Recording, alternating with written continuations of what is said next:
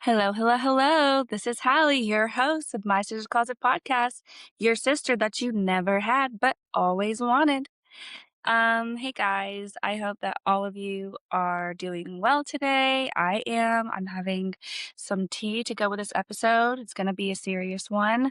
But I think it needed to be said and done. And so this episode today, we're going to be talking about kind of the closing of talking about adoption. So I know that I've talked about a lot about adoption, that I was adopted, and I kind of want to talk about the other details of that, and hopefully it makes sense. So, as y'all know, a lot of my siblings are adopted, you which means you know that my story is my adoption story. It's unique, and every story that they have, each of my siblings, is also unique. And their stories, every story has crazy parts to it. Some of it's sad, some of it's happy, some of it's just crazy and hard to even comprehend. But there are so many people out there who have stories, who have adoption stories. And I just want to recognize them. I understand that everyone, including the people who are not adopted, but they have siblings who are adopted, that means that they also have stories of experiencing adoption. And that's a lot of people. And a lot of people who are walking around without a place to talk about it or without a safe place to even listen from other people's perspectives and other people's, experiences. And there are a lot of, like, I'm sure, adoption groups. And as someone who was adopted, I went to camps specifically for kids who were adopted. And I met a lot of kids and they were great and it was a lot of fun. Um, a few of my siblings and I went at the same time. So a lot of fun. Camp APAC, you are very close to my heart. Um, but, or was it ASCA? Y'all, I'm really trying. Um, so bearing that in mind, I wanted to be very careful and wanted to do it justice and wanted to explain to people that some stories people hold very close to their hearts. There are a lot of things that people who are not adopted or who have not adopted or who have not had someone in their family who was adopted, they don't understand. The person who's adopted will probably have questions on where they came from. What's their ethnicity? Why was I put up for adoption? Why did you adopt me? Why was I adopted? What would have happened if, one, I stayed in the family that gave me up? Two, what if I stayed in foster care, in the foster care system, for the rest of my life and got adopted by somebody else or stayed and then aged out? Three, what would have happened if I went, like, or again, if I went with somebody else and this wasn't my family? Because honestly, you're just pushed into a life. Uh, you're born, and then for whatever reason, whatever happens, however long you've lived, you're then placed into another home of people who are not your biological, sometimes are not your biological relatives. And that is very wild. And so I wanted to tell people that adoption sometimes is not, it isn't always forever. There are some kids who get returned. I'm pretty sure maybe a decade ago, wasn't there a country who, wasn't it China, who closed adoption for a little bit? Maybe it was Russia. They closed adoption for a while because people had returned kids, which is crazy to me and wild. Inconceivable that you would spend that much money, that much time to get a kid, to buy a kid, whatever, and then just return them. And y'all, honestly, please bear with me with my stuttering. It has been a very, very long week. And so, going back, is that a lot of kids have that fear. Is like, I was told all the time, we love you, you're ours forever, and we're yours forever.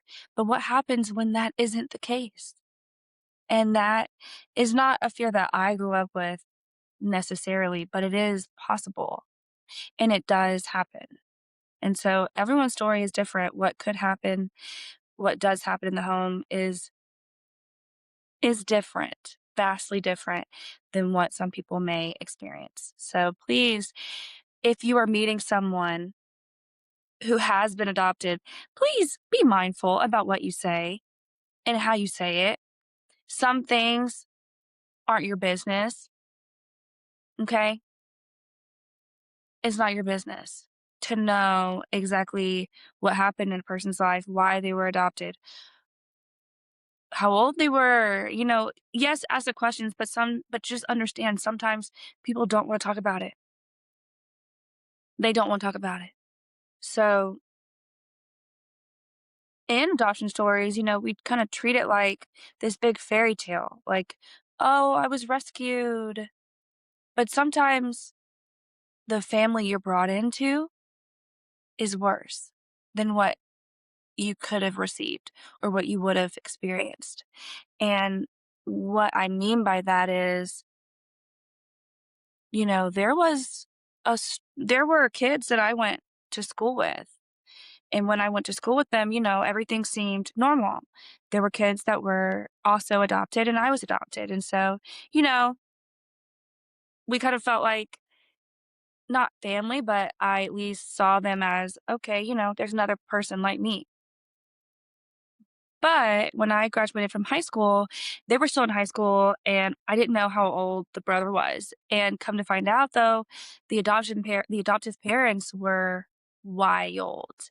And when I say wild, they were basically locking this little boy up in their basement to the point that when they brought him in, their adoptive son, when they brought him in to the hospital, he was like 78 pounds and he was 13 or 14 years old. And I think back on that moment a lot because or that moment of finding out what happened and how old he was. Because when I saw him in high school, no idea. I had literally no idea that he was that old. I thought he was a child because he always sat with his family. He never left and hung out with the other kids. So I just assumed he was a young kid who the parents didn't trust to go off without, like, out of their sight. But no, they were holding him close because they were abusive as hell. And no one knew. No one at the whole school, all the kids, no one knew. No one said anything. I definitely had no idea until they were arrested and it was reported in the news. It's hard out there because when people are allowed to adopt, what happens in the home stays in the home a lot of the time, especially when you add in homeschooling. So when a homeschooling family adopts a child, they, legitimately go unseen if the parents deem it. There's no check in, there's no checkup. No one required us to be seen by anyone. Not that I knew of, at least, because obviously, if they were seeing that child, they would have known something was wrong, right? I think about that. Who all has to be complicit in a cover up? Because there were adults around. How did nobody know? No one was looking out for the adopted kid. Crazy. So I just want to say that not all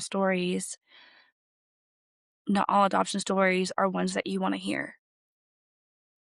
Because on the other side of the rainbow, those unicorns aren't what you think. Sometimes they're monsters instead.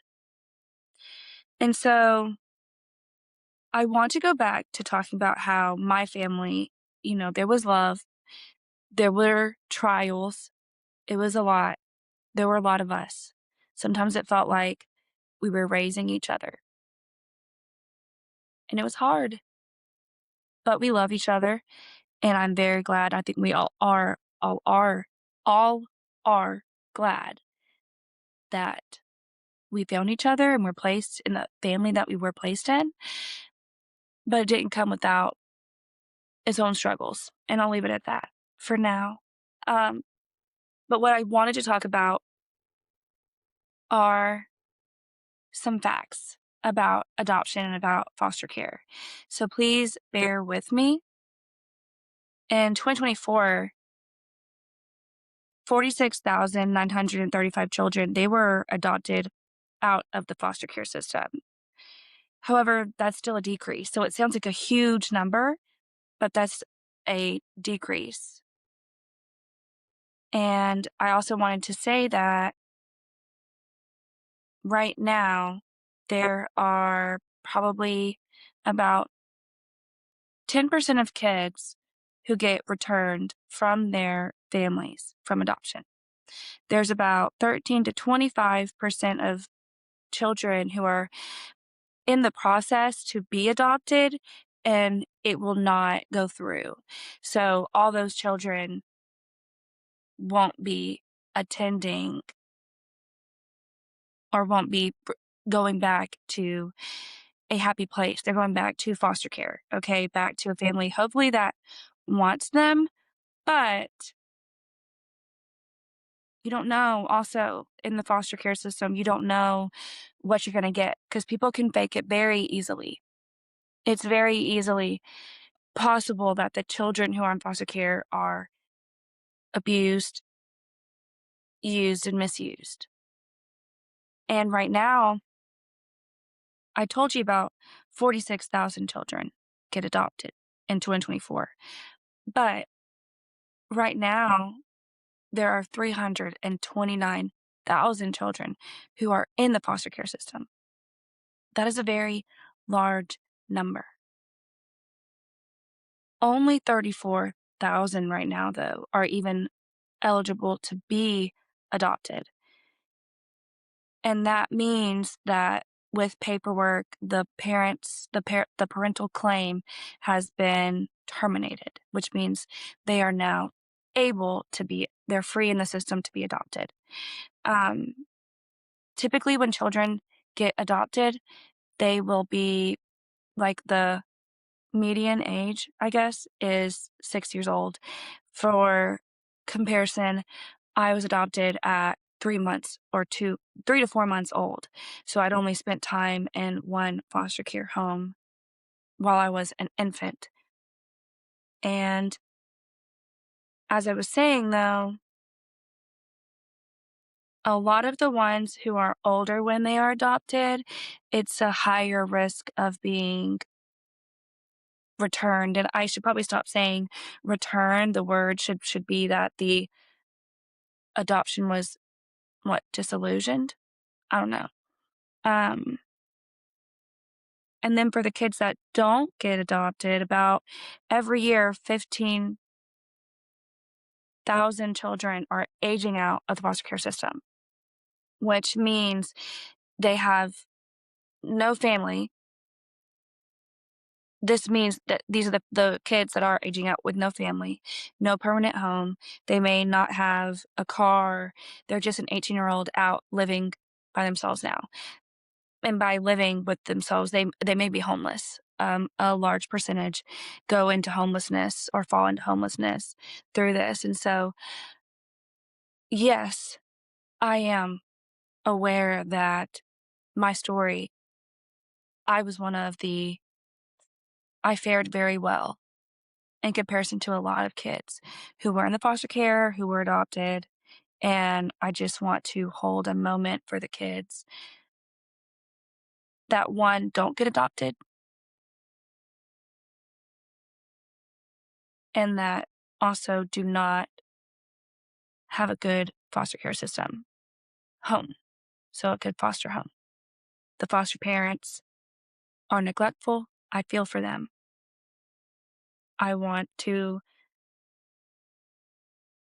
tell you, if you are one of those people who have experienced that, or who were adopted into a home that was very hard, I see you and I am very sorry. It's hard because you feel like you don't have any control over your world, over your life. And for a long time, you don't. And then even when you do have control, it's like, well, so what? Now I have no skills. I have nothing. I don't know where to even start. And to be in a position like that, I can't imagine. I can't imagine. And I want you to know that if you are someone like that who is struggling, you can reach out to me and I can connect you with a organization that I love. It's called Second Shift, and they are the people who come around kids who have not been adopted and who have aged out of the foster care system, who need help. They are a growing nonprofit in Alabama, and I personally know the founder, Tammy Spence.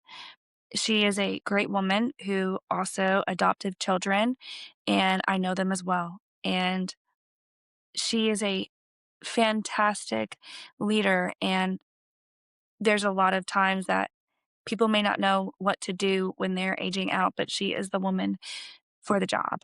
And I would gladly help you get in contact if ever it's needed. And so I know this episode was heavy. And for me, or at least for me, I know that it was. There's still so much we could talk about when it comes to adoption, and we will. But I want to say that people who are going through the adoption um, progress or process, and the people who are already adopted, and the people who are not going to adopt, you are seen.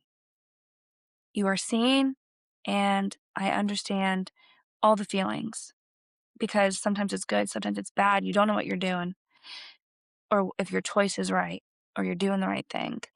Um, and I can't speak for you, I can't speak for that, but it is life changing. It will change your life. Whoever you are, whatever you're doing that is a part of adoption, it will change your life. And I really hope it's for the better. And so, what's your experience with adoption, listeners? I am really interested to hear that. I have family members, obviously, who are adopted. I'm adopted, like I said. And so, what's your experience? I'm so curious, and I'd love to share stories back and forth. So, anyway, guys, I'm signing out. And as always, love and light and love. Bye.